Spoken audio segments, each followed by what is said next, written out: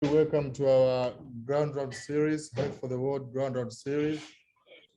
So today we will have a talk on the visceral and solid organ trauma. So we have Dr. Judy Gichoya as our attending, who's going to give this talk. So Dr. Judy Gichoya is a vascular and interventional radiologist who is an assistant professor, the Department of Radiology and Imaging Sciences at Hemorrhage School of Medicine.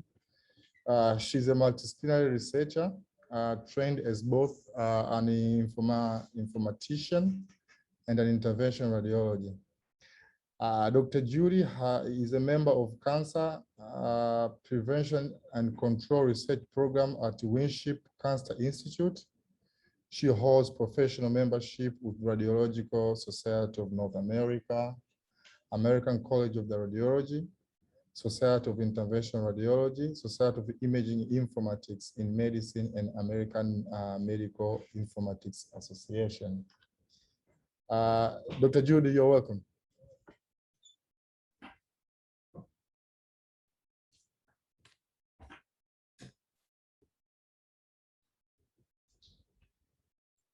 Thanks, Ziad. Give me 1 second to close some many screens here. Okay. Get started.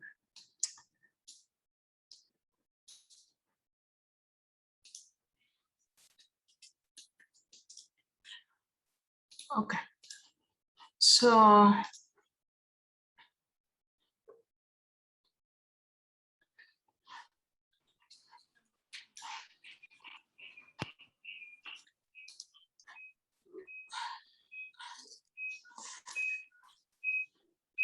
I think Furaha, you need to mute yourself, else we won't hear anything. In trouble everywhere. So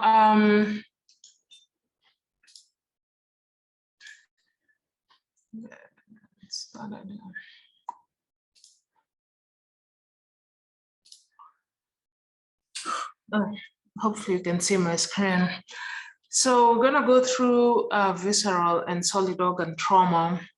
And, you know, I mean, all of you know that I actually went to school in Kenya, and then later on moved to the US to do my radiology residency and interventional radiology. But in Nairobi, or rather in the outskirts of Nairobi, I worked in this hospital called Kiambu, which is actually a very, very busy hospital, it's a catchment area. And when I came to Emory, my hospital assignment was was actually at Grady, which I'll tell you about, because it really is a trauma hospital. So where I'd come from, we didn't really see a lot of trauma. We got some trauma, and that's okay, because what you learn as an IR is to really prepare you for taking care of trauma only with speed. And so, you know, the Grady Hospital is one of our hospitals here at Emory, which has 953 beds. So in the US, they like to count the beds that way, and to give you a size of how big a hospital is. It covers, it's the level 1 trauma system here in Atlanta. And if you've been here, then you know the traffic here is crazy, one of the most hectic ones to navigate through I-75 and I-85, and covers a population of around 100-mile radius. And it's actually recognized as one of the busiest trauma hospitals, also takes care of burn and stroke patients. Okay.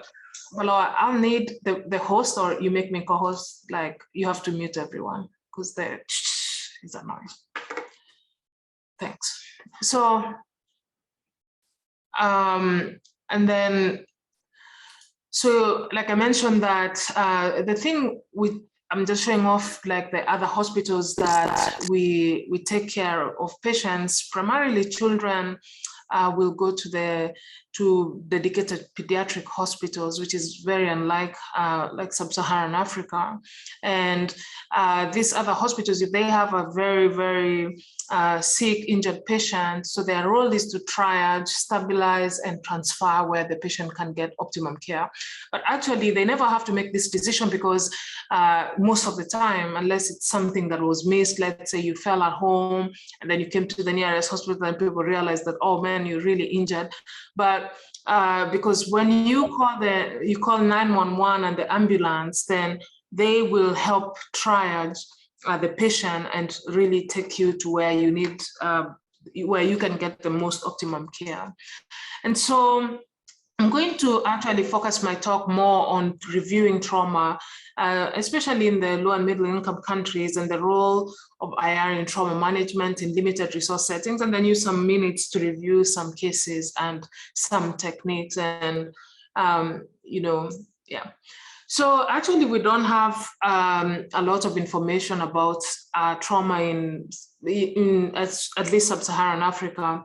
And what was surprising actually is that when you look for the word trauma, it usually refers to like the violence, sort of like with evolving democracies, the coups or, the genocide in Rwanda, or the post-election violence in Kenya, or Sabasaba riots, that's what they really refer to. And so it's very closely linked into mental health. And maybe this is sort of like the Queen's English versus other people's English. And so if you're thinking about trauma, then you should look for the word injuries. And so worldwide, we know that it's the leading cause of death in people less than 45 years of age, and approximately 10% of global deaths per year, and over 5 million fatalities are attributed to trauma. And so in the US, around 50 million patients receive trauma-related medical care, and it accounts for approximately 30% of all ICU admissions, with a very, very high cost of around 670 billion. And so, even more concerning is that 45 million people globally sustain moderate to severe disability each year due to trauma. I like to emphasize a lot on disability because we know, for example, in East Africa, maybe Rwanda is different, but we don't even have dedicated pavements. If you had a wheelchair to actually get from place to place, or the public bus doesn't lower for you to get on the bus if if you're disabled. So some of these things can be very, very life-changing and cause a lot of, perpetuate the cycle of poverty. And so when we look at Africa, this is quite a limited area. You can even see that they say there are 0 deaths from Tanzania from transport relation, transport costs, which is hard to believe with the daladala and bajajis there. And so, and you can see that there's a difference between urban and rural Uganda and rural places overall. And we know that as more towns become urbanized, and we've introduced motorcycles and tuk-tuks and public means of transport, then we are going to take care of more trauma patients.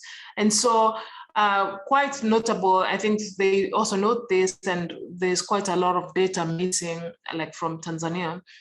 And then, that most people actually end up seeking treatment, but we know that usually it takes hours to get to hospital. The ambulances maybe there, but sometimes are very expensive, and really most people, I'm pretty sure if we looked at how people come to hospital, especially when we've looked at non-communicable diseases and, some infectious diseases, it's mainly, people use their own means and public transport to come to hospital. And so, so you can imagine that there are quite a lot of delays. And then thinking about the varying geography. And one thing that I wanted to highlight is, and I did see this as I worked in Kiambu, is that domestic violence is a big, big, big cause of trauma. And in Kenya, that tends to be more penetrating injuries though. And so there's also a lack of national strategies to reduce injuries. For example, mandated seat belts, how many people can sit in a car. It's not unusual to even see some of us putting their very, very young babies between their laps as they drive around and, trying to be a good dad. Usually it's dads who do this, which is super dangerous for your kid if the airbags deploy, and so at baseline, we see these transport-related injuries, and in Africa, it's mainly transport-related injuries, sharp objects, and poisons and drug overdose. But this is an area that we really don't know the scope about.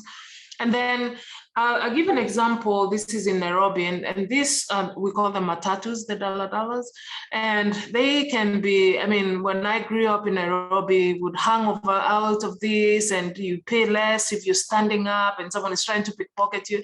This was a mess. And this guy who's Michuki, who's actually passed on, in 2004 required all public matatus and buses to install a speed governor and then passenger safety belts and operate in a clearly defined route and also carry a specific number of passengers, and they would have to have a clean driving record. And what they did, which tends to really work for Kenyans, is that if you are aligned, so you had to form a cooperative or a circle, and if you owned, let's say, the Embu, which is my village to Nairobi line, and one of your cars got an accident, so maybe in your fleet, not you as an individual, but as the circle, as the group, you have maybe 500 cars. If one of your cars caused a terrible accident, all of your cars would be banned for like 3 days. So it cost a lot of, it was a really big economic incentive to make sure that the drivers, and also make sure that the other drivers were reporting their colleagues when they were overspeeding and turning off a speed governor. So anyway, what does all these things have to do with trauma? His rules actually reduced road traffic accidents 74% in Kenya, and fatal road crashes involving urban public service vehicles fell by 94% in 3 months. And so, obviously we've back to enjoying crazy travel since he's gone, but this shows that that when we take care of these patients, it's not just the patient in front of you, it's thinking about the whole system. And since we still yet to train trauma surgeons and give different designations for hospitals, that you have to really think about the public health component and also the society and immediate family impact that you have, and you have to always operate in this. It's not just enough to be a physician now for taking care of trauma, you also have to be taking care of the community. And so also it breeds an area for innovation as you start to think about impacting healthcare policy and research and education of other people. And yes, there is a role, and as we'll see this, because you don't have everything sometimes to, for innovation and improvement for direct patient care. So even this is also still happening in the US, but how do you operate when there are no guidelines or established teams? And so I'll start off with my first case actually here. It wasn't really my first case, and it wasn't this case, by the way. And this was in, one of the patients I took care of in Kiambu. And, I was just walking by, I was on call, just coming early so that I could try and get home and then come back. And as we walked in Kiambu, I went through the ER, trying to say, oh, who's in the ER? It was just a habit of mine. And then, so unfortunately, I found them resuscitating this one patient, and they didn't have an IV access. And it turns out this guy was a young man, and had been involved in an accident. and had come in. There was no IV line access, no grouping and cross-match sent. And, the policy was, and the nurse and everyone was so focused on trying to get them imaging. And this imaging is radiograph. So it was a cervical spine radiograph, the 4 things, and they like to ask you this in the exams: the chest X-ray, the pelvic X-ray, and the skull X-ray. And, at this point, we didn't have digital radiography. And so we had to wheel the patient who came in talking. The patient had been wheeled, so I was coming in around 6. The patient had been here from around 2, had been wheeled to the radiology department. I would obviously, there are some patients there, and then some are in front of the patient, and you're trying to get the inpatient done, and then had gotten the X-rays, and they have to be developed as film, and then allowed, like, processed, and obviously there's no one to read them, so you have to go back and pick them up and read them. And so this had taken quite, almost like 90 minutes to try and get done. And then so the patient had come back, and then started to notice he's not, very alert. And so when I came in, they were trying to get a line in every part of the body that they could prick. Unfortunately, the patient died. And, this patient really made me rethink of how to train our clinical officers at that point about sort of the early triads. And I'll tell you my process. It's not the ATLS process, but it's really helped save quite a lot of patients thereafter.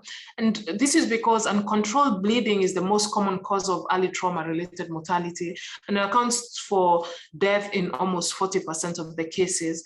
And so most of the preventable deaths are as a result of unrecognized and untreated hemorrhage, like this patient. And while mortality rates have improved, during the last decade, and the type of patient we see at Grady may also be very advanced, right? Because the ambulance is on site in a few minutes as long as they are called. And this may not be the case, for example, in a place like Kenya. But most of this mortality rate improvement has been because of better integration of multidisciplinary care, faster access to advanced imaging and interventions, and increasing expertise at level 1 and level 2 trauma centers.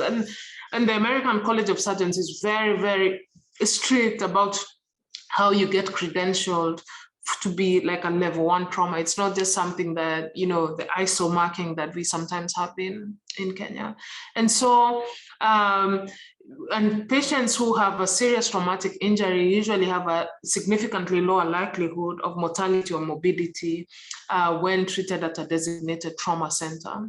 And so later on, I would tell my clinical officers to start with taking a clinical history, and specifically to ask mechanism of injury. This is probably one of the biggest things that you can do that can really tell you what happened. You should ask how many people are in the car. It turns out in this patient, everyone had died except this patient. And that should tell you, and you ask where they were sitting and if they had a safety belt. Because if everyone died in a collision, for both patients, for both cars, except one patient, you really should be anticipating much more severe injuries.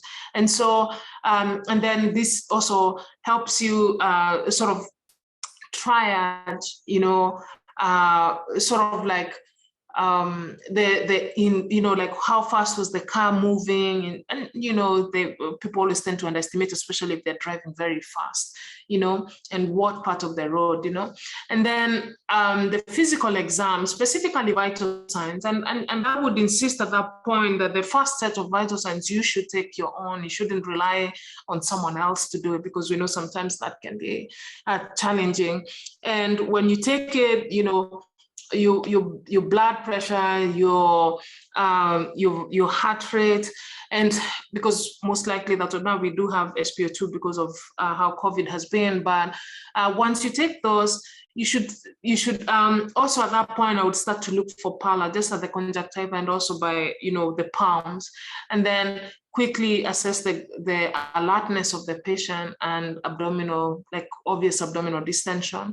And so this would help me, because if I saw a man who just came in, and he was in the 90s, just a previously healthy guy with systolic blood pressure.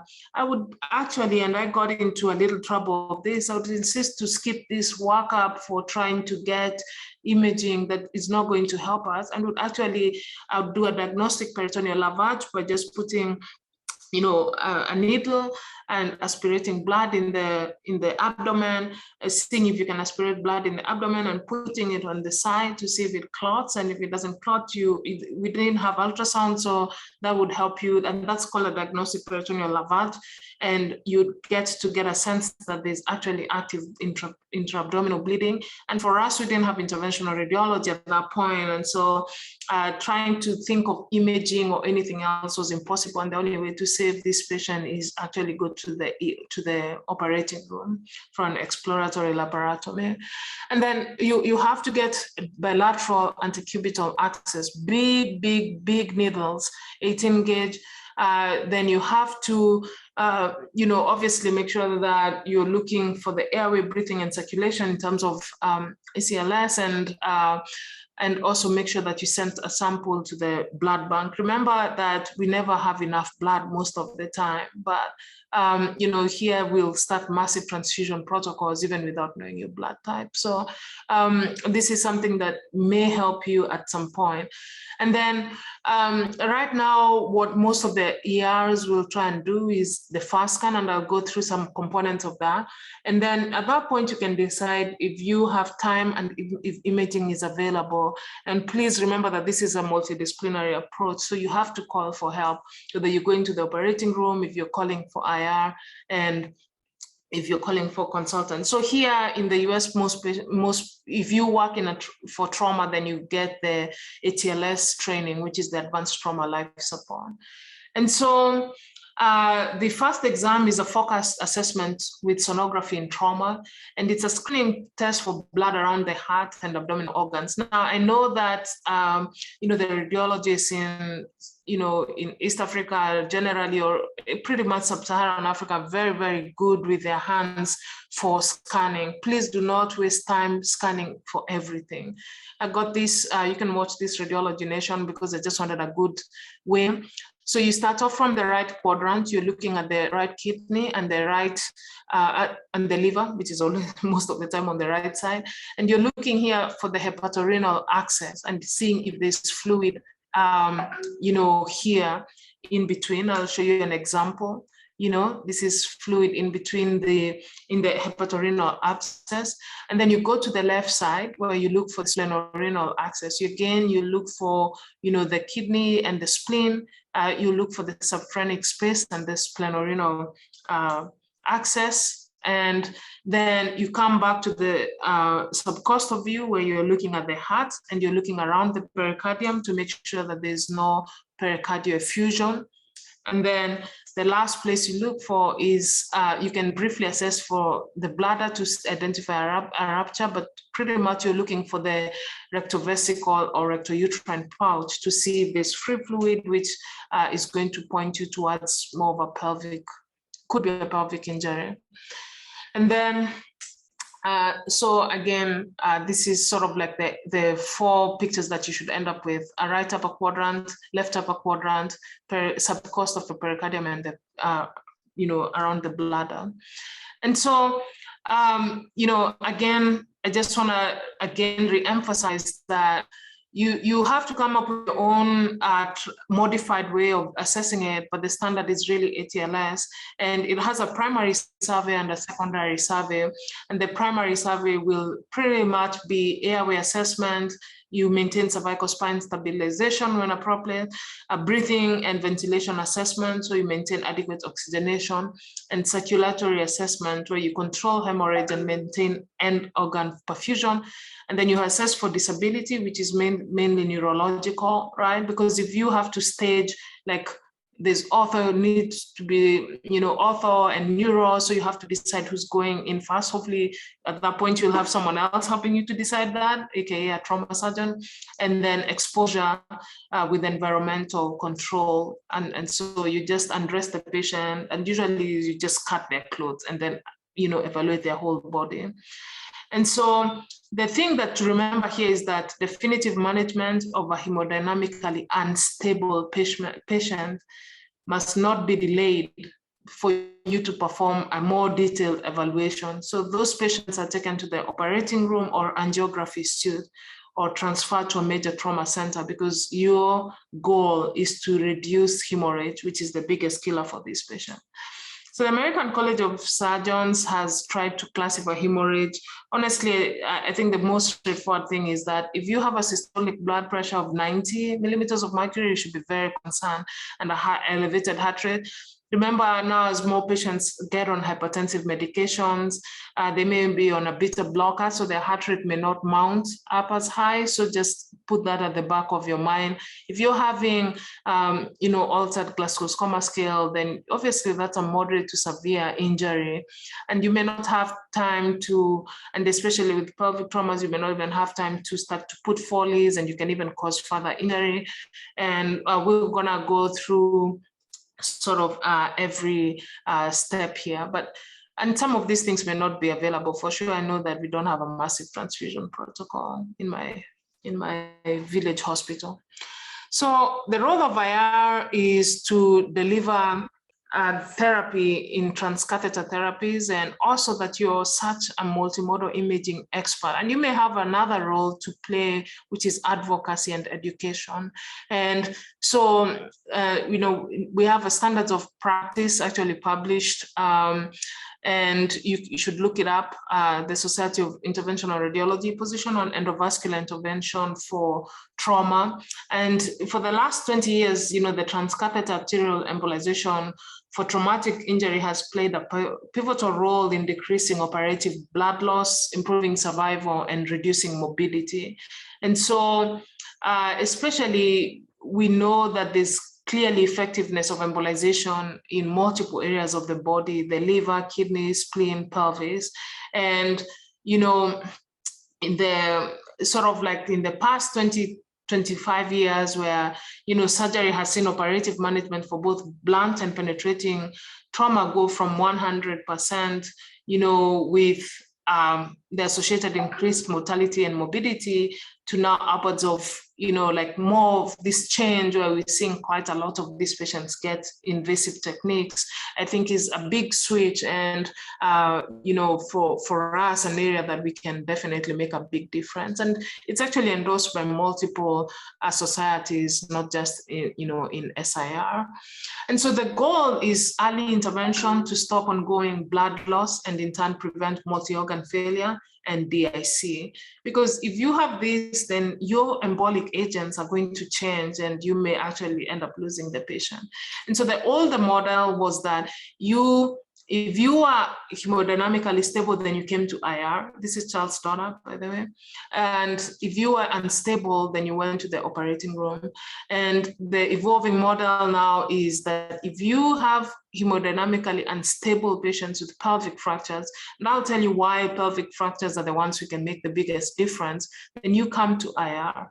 And if you have an unstable patient with a known injury in a deep vessel, for example, you did a CT, now they do CTs in like minutes, or uncontrolled hemorrhage in the OR, then the interventional radiologist may usually come up to the to the operating room, especially if you have a hybrid room, and perform intervention. So we see this actually shift, that's especially when you know that there's an identifiable source of bleeding.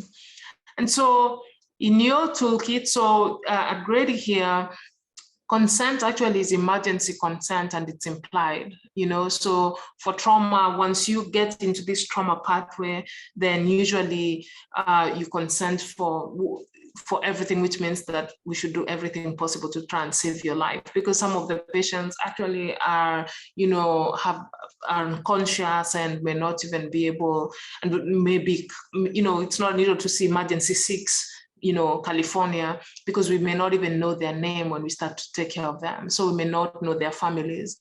If you can get consent, always it's better to inform the patient and the patient's relative. But what I'm saying is that it shouldn't force you to delay care.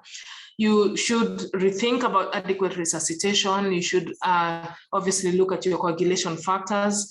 And this is important because you're going to think about, so for example, you may have someone who's cirrhotic who actually ends up being a trauma. And so you need to be able to, you need to be able to think about how you're going to close your access and what embolic agent you're going to use. I know that we don't really talk about renal injury, but already patients are in acute kidney injury and you're gonna give them contrast. So just be cognizant about that. Obviously, if you need to save someone's life, then that precedes anything else. But this can also help you plan in terms of thinking like, okay, I'm going to leave a Vascular to help the patient dialyze if that's needed. And increasingly here at Emory, we do actually do radio for trauma. Now, remember, if you do radio, you have to modify your cocktail. And you also have to think about now, if the patient is like blood pressure, systolic blood pressure of 80, then it's going to be very difficult for you to give your cocktail, your radio cocktail. And if they have a lot of vasoconstriction because they're bleeding a lot and we're not catching up with the resuscitation, then that can also have a big role in your choice. So usually I go femoral, and especially when you have other tools like when there's a Reboa app and you just have to coordinate many things, or you're operating in not the most optimum room in the operating area. And then sometimes you can even have just a role for direct injection, but these patients would be very stable. They wouldn't be bleeding to death that you're trying to inject a pseudoaneurysm. And remember to review the imaging, and where you don't have trauma protocols that tell people what to scan, what phases to scan, you should work on that. And in terms of equipment selection, is that if you have imaging, or when you do your initial run, for example, in the celiac artery, then you're going to select specifically the catheter that's going to work with the coils that you have, but also the catheter that's going to allow you to take good pictures that help you. So now we know that sometimes the injector is not working, you're going to be using your hand. And in those cases that you'd rather have your 4 French or 5 French catheter that you do your runs because you can see them better. And then try and use like a 2.8 French catheter to allow you to be able to take good pictures. I know that usually when I'm trying to use a CM and I cannot really see, then I try to bring a sheet up. And just remember that these vessels may be very, very constricted, even if it's young, healthy patient. And you have to remember your injection rates for the vascular bed that you're in and the choice of embolic. And so also you have to optimize the imaging, right? So you have to image at faster rates if you're going to see the bleeding. And so the choice of embolic really depends on the location, coagulation parameters, and the type of injury. So if you have super selective catheterization, and I'll show you, especially in the kidney where you have to do this, if it's achieved, then primarily you'll be trying to use, coils, or, some people can use glue. It depends on your comfort level and also, just your expertise. And then if you have, and we have some new things like onyx that we are increasingly using for trauma. Remember that you have to think about the organ you're embolizing. If it's an end organ supply, for example, a kidney. So if you just proximal and where you need to be, if you coil, that's it. Or you need to make sure that there's no backdoor filling. For example, a GDA, that you have to make sure that you're coiling on both ends. If you have an injury to a major artery, for example, the external iliac artery, hopefully you never have to deal with a high stick, and you then may put a covered stent to prevent the bleeding. Remember, if you're trying to prevent bleeding, then it has to be covered, and usually you oversize by 20%. And if you're trying to just decrease the pressure, this is usually the spleen, then you can put a plug in the sort of what we call proximal embolization. But depending on how small you cut your gel foam, then you can sort of make it so thin that it goes further and have more distal embolization, especially if, let's say, the patient is crashing, you've achieved access into the splenic artery, the spleen is bleeding, you can just crush gel foam and, sort of at least use that to stop the bleeding as you even drop your final coil or plug. And so This organ-specific approach to trauma depends on the degree of injury and the organ that you have. And so if you have non-hemodynamically stable patients, then usually those will get non-operative management. And the most common things injured are liver, spleen, and kidney, in that order. And we have 2 guidelines. So really, if you're reading this or you're working with a diagnostic radiologist who's reading this, then you should tell them that they should be reporting them this way, which is American Association of Surgery of Trauma, AAST Grading. And that divides injuries based on the degree of hematoma, laceration, or vascular compromise, or the World Society of Emergency Surgery. And I think this is pretty straightforward, honestly. It's going to just think about hemodynamic stability and the AAST score. So you just have mild, moderate, severe, and quite a lot of surgical classifications are trying to move here, especially to just make it easy to communicate. And so remember, the liver has a hepatic artery supply and a portal vein supply, and then you have the draining hepatic vein. So you have to this is why it's important to think about what is being injured, because if you have, like, for example, a hepatic vein injury here, you cannot take that patient to IR. I mean, you need to have quite a lot of things, because if you have a hepatic vein, then your blood is going back to the heart, and if you have like a more central injury, then surgery is really the right option. So you have to understand what are surgical options for the patients. It's very unusual for us to get access to a portal vein in the setting of trauma to try and, like put a stent. I've never done anything like that, or trying to coil it. If you have maybe like a fistula, for example, this would be a penetrating injury. So you have a gunshot wound that injured both the hepatic artery and the portal vein, and now you have a fistula. Then you'd access from the hepatic artery and coil from that end. And so you can also injure the biliary tree, and you have to think about whether it's an intrahepatic versus extrahepatic location.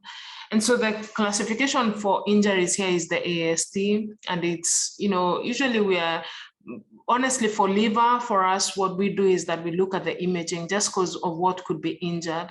Now, if there's active extravasation, very straightforward, you're taking that patient to IR. But if you have like this, like devascularized here, like the hepatic IVC, I think we've had a few cases where people have tried to put stents, but in the OR, when there's really no one can visualize, and it's just sort of like a salvage maneuver, but we let the surgeons take care of those patients. And so, and then this is the grading system, either depending on the hematoma or the laceration. I'll show you some example. This is less than 10%, then 10 to 50%, more than 50%. And you have parenchymal disruption for more than 25 to 75%, and hepatic avulsion. So really, you should be able to just look it up. You don't need to cram it. With time, you will look at the injury and decide what class it is. And the WSCS guidelines on sort of management is that if you're hemodynamically stable, then you would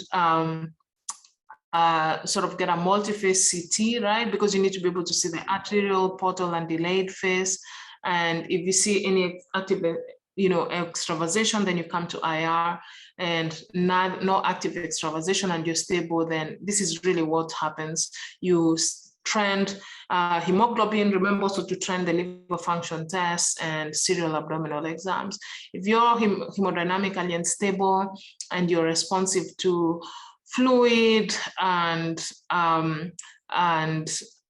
you have a severe injury because you're hemodynamically unstable, then you may get a combination of both, where you're having the surgeon operate on you and interventional radiology, and I'll show you a case like that.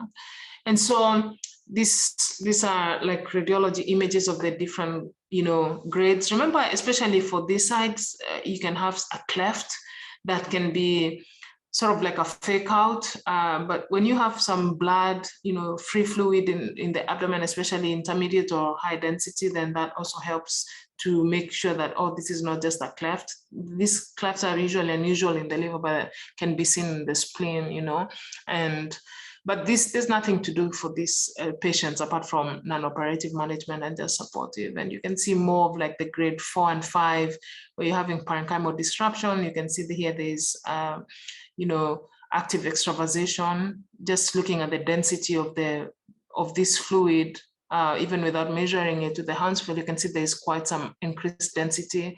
And when you look at more of the delayed phases, you can see that there's, a lower level, you can see that there's quite some areas of increased hyperdensity concerning for hemorrhage. So here's a case for a 29-year-old male with gunshot wounds. So always remember to take your scout, because you don't want to be looking at things and wondering, is that me or was that on? Have your techs remove all the wires from the abdominal area, because you need to see, you just don't want to be messing around with those things. So that's your function of the scout. You can see that the catheter is coming from a groin access. And, we have some bullet fragments, we have some lap pads inside, because this is someone where they parked, but they were still bleeding and they're still continuing to bleed. You can see this is a drop-off tube. This is a temperature thermometer, which is put in the esophagus. And also if the patient is intubated, some of these things, when you just take your scout, you can see that maybe they intubated the right lung, and you can sort of help those things. So just don't get tunnel vision, but always start off with a scout. And so this patient presented with tachycardia, with a GCS of 14 and hypotension, and chest X-ray showed ballistic fragments over the lower chest and upper abdomen, and secondary survey showed ballistic injury to right chest, rigid abdomen, and taken to the OR and found to have duodenal injury and hepatic bleed, but they were unable to control the liver injury. And so this is an angiogram. You can see it's around from the celiac trunk. Usually I inject this at 5 for a total of 25 mLs of contrast, or 6 for 36. And so you can see that there are these areas of active hemorrhage. And usually pseudoaneurysm won't really wash away, but if that's why you should sort of step on the pedal till you see, ideally where you start to see the portal vein, and but also pseudoaneurysm you're going to treat. Now here you start to think about where you're going to treat and how much liver will you be taking out. And remember, the liver has dual supply, so if you step long on your pedal and you see the portal vein, then you know that it's probably going to be okay. And so, and if you sort of look here, just because you don't see like the continuity, you should be able to know that this is an abrupt cutoff, which just means it's a transected vessel, and you can see the extravasation. And so this was treated using, the first site was treated using glue embolization, and the second site was unable to be selected. And you can see that this would even be bigger, but they're starting to constrict just because of how much the patient is bleeding.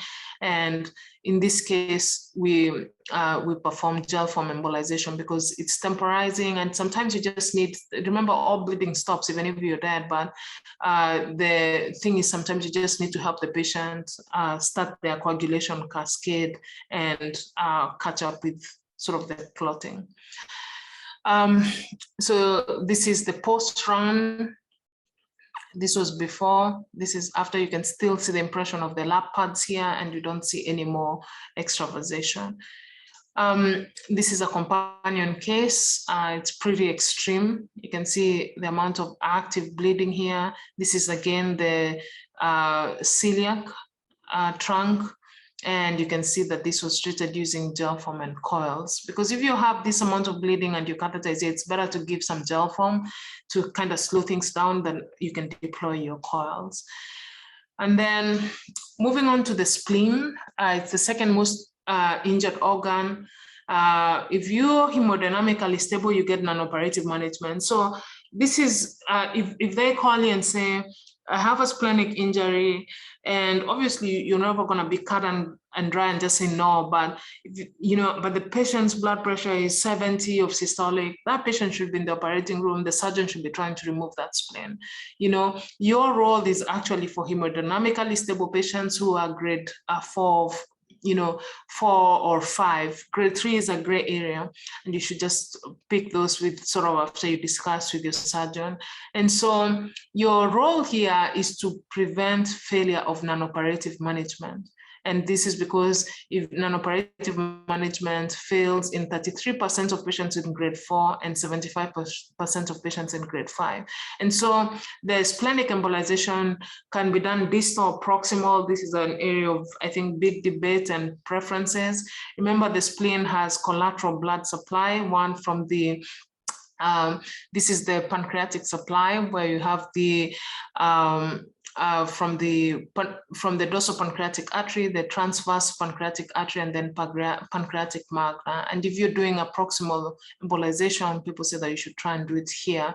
That way you preserve this collateral and you preserve the supply to the pancreas. There's also the gastroepiploic supply, right? This is always a continuation of the GDA. And you also have the short gastrics, which come from the left gastric. So those keep supplying the spleen. And so the classification, again, the AAST grading, hematoma versus laceration, you can see there's a trend here, less than 10, 10 to 50, 50, more than 50. But here you're just looking at this. If you find any laceration, any vascular injury, and if you have any pseudoaneurysm or AV fistula, those tend to be grade 4. And you have the shattered spleen with vascular injury. And so these are the ones where IR plays a role for hemodynamically stable patients to try and control, to prevent failure of non-operative management. And so your role here is to decrease the blood, the intrasplenic blood pressure, which is going to facilitate the clot formation.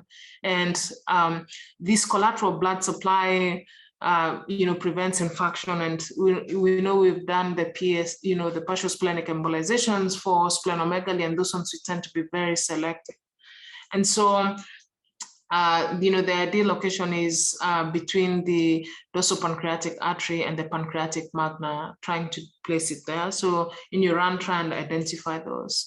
Here's some cases. So you can see that this is the dorsopancreatic artery, which arises from this proximal splenic artery in around 50% of the cases. Here, this is just more of like the appearance of the parenchyma. I don't obviously see an area that's actively bleeding. This is the great pancreatic artery arising from the mid-splenic artery. So it can have varied locations, and there's this is where the plug was deployed. And so you're not always going to have the obvious extravasation. And then if you're doing distal, you can see that this is obviously someone who's cirrhotic, right? Even if they're presenting with trauma, quite a lot of blood around the spleen here. You then get further into the, splenic artery. Usually, you don't want to be doing this if the patient is maybe decompensates on the table, and now you're trying to use your microcatheter to select every part.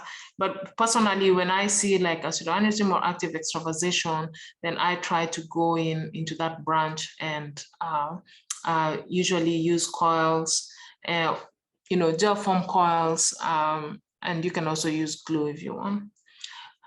So the catch about taking pictures of the spleen is that you need a very, very high injection rate. So I found that at least you should have a 5 French catheter or a 4 French catheter in the splenic artery. Else you're never going to see what you need to do. And you can see that this has been coil embolized, and there's no more bleeding, and there's still some spleen. So, proximal is faster. The intervention can be more challenging if you gel yourself off, and there's a lower rate of infarct and abscesses because of the collateral supply. But people say that for the distal, maybe there's a high failure rate, and spasm can mask other injuries, and you also have a high rate of abscess formation. Just remember, if you're doing anything for the spleen, and if you take out the whole spleen, try and make sure that the patient at least gets immunizations around for at least pneumococcal vaccine if available, and so that they do not get sick. So the kidney is the third most common injured organ, and usually these patients will have, like 61 patients will have another injury. Most of them tend to be minor, self-limiting, and can be managed conservatively. And grade 5 usually should get emergency operative intervention. Some of this we have done here at Grady, just working with the surgeons, and can be pretty weird. But the thing here about kidneys, the goal is to preserve renal function. You know, and here is like the grade 5 where you have a main artery or vein laceration or hilar avulsion, and this is the one they say that the surgeon should go and remove the kidney. And so you're trying to get as selective as you can to preserve your blood supply. The thing about kidneys is that they're not going to get another blood supply from somewhere else, so they're end organs. So if you get into the vessel that you want to embolize, you should just embolize. You shouldn't try and do many things, because here it's about speed. And then, you know, like this, you can see here is a pseudoaneurysm. You try to get as much as you can in there. And when you do your run, finally, you can see it. The thing also about kidneys, when you take runs, remember they can have dual blood supply. It may be an end organ, but you may have more than one renal artery. So spend time looking at that on your imaging, or if you don't see the whole kidney when you do your run, try and ask yourself why you can't see it. And then the other thing that you should also think about is you can have what's called a page kidney. It's a good question to be asked on boards, where you have like a lot of hematoma and it starts to press on the kidney, and then the patient gets this really high hypertension. And so just be aware of that phenomenon. So you can see here, there's a pseudoaneurysm here and active extravasation on this CT. And this is how angiographically it looked and was managed with coils. Here's another case. Here you can see that we have a wedge just from the injuries and truncation and some areas of active extravasation and selective catheterization. So if you're trying to selective catheterize here, you may want to use like a 2.4 catheter, because it's going to take you far. Lastly, here is where IR plays a big role. In fact, you never need cross-sectional imaging for this. Once you have a chest, a pelvic X-ray shows widened, you know, pubic symphysis, the patient is hemodynamically unstable. This is the patient you'll make the biggest difference on if you can identify them and you are skilled enough to do a pelvic angiogram, which you should, because you've been doing these UFEs and many other things in the pelvis. And so most bleeding is usually venous or bony origin, and the mortality for pelvic injuries can be it's pretty high. And this is the thing that the surgeon cannot go in and they can try and pack the pelvis. You know, they can, if you have an unstable pelvic injury, arterial injuries can occur in almost 60%. And so of the patients. And so arterial hemorrhage is identified in more than 70% of the patients with inappropriate response to fluid resuscitation or transfusion. So if you get called, this is a patient where you can save them. Now, Sir Charles from South Africa likes to hear the word kanga. If you want to get like an excellent score from him, this is what you say, because this is what you tie the pelvis with if you don't have a pelvic binder. And that narrows the gap, you know, and is a big hemorrhage control. Now, when we go in and they have a pelvic binder, whether it's a sheath or a true pelvic binder, then you have to think about where you're going to access. And so this is the thing, because you don't want to keep undoing the pelvic binder. Sometimes they'll make a cut for you, or they had already gotten some access. And in these patients, you know, if they're not too badly off, those are the ones that sometimes you just come radial, because it's pretty straightforward. So remember the anatomy of the pelvis, mainly this blood will come from the internal iliac arteries, which has an anterior and posterior division. Usually we go to the anterior because of UFEs, right? And you can have variants, which specifically the most dangerous one is the corona mortis, which can kill if you don't identify it. And this is anastomosis between the external iliac artery. or the internal iliac artery with the obturator artery. And yeah. And so this is a picture showing this is the inferior epigastric artery. You can see this is a branch of the corona mortis, which if you don't identify it, can kill the patient, and on CT. And so your role here is increasingly becoming first line and actually the standard of care. And sometimes, and like I mentioned, that this is difficult to surgically control deep pelvic bleeding. The ortho folks will also do the external fixation, and pretty much anyone with a pelvic ring fracture who's hemodynamically unstable and they've excluded another injury comes to IR, or if you have a vascular injury seen on CT. So if you're stable, then you should get imaging, and then if there's no bleeding, then you can just monitor, non-operative management. And if there's a significant arterial extravasation, definitely then you'll do a pelvic angiogram, and and you can also come in the unstable patient where you have the first exam or the diagnostic peritoneal lavage. And if you see these findings, then you should be thinking, do embolization. Usually, if I don't see bleeding, I may just embolize with glue. Now, one of the things that we've been observing with this, not glue, with gel foam, is that patients, and we've seen a bit of some cases, if you do non-selective embolization, the wound healing can be affected. And so I try, if the patient is not dying, to just be more selective. But if the patient is dying, then you're trying to do everything that you can to save their life. So here you can see a comminuted fracture of the left inferior pubic ramus with an area of adjacent extravasation that you can see on angiogram. And this was treated with coils and gel foam. You can see also on this side, this is an area of extravasation, and some techniques. So essentially it's just how you do your UFEs, right? How you're getting across the arch, what side, and specifically when there's a pelvic ring fracture, sometimes I look at where the widened area is. If it's on the left, then I'll access the right side.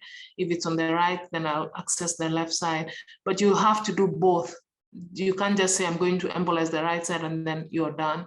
And so if you have remember to form the Wadman loop, if you're trying to select the ipsilateral iliac artery, internal iliac artery, remember your views that help you open up whatever artery it is. And also, if you don't have it, just remember you can also use the uterine catheter. Like don't mess around trying to do fancy things. You should just improve your speed and your technique and try and standardize that. And so, yeah, I already talked about this. So trauma is a major contributor to worldwide morbidity and mortality.